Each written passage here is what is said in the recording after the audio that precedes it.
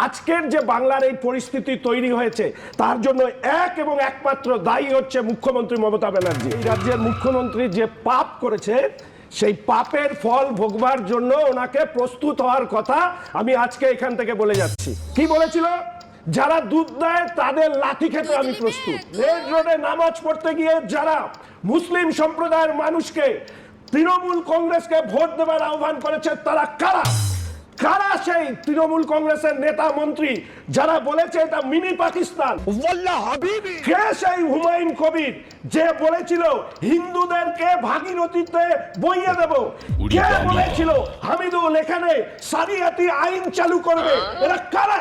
যে রাস্তায় মমতা ব্যানার্জি এই রাজ্যটাকে ধ্বংসের পথে নিয়ে গিয়েছে তাকে শিক্ষা দেওয়ার প্রয়োজন আছে। আর সেই শিক্ষা দেওয়ার প্রয়োজনে যে পথ দিয়ে উনি খেলেছেন সেই খেলাই ওনাকে খেলানো হবে।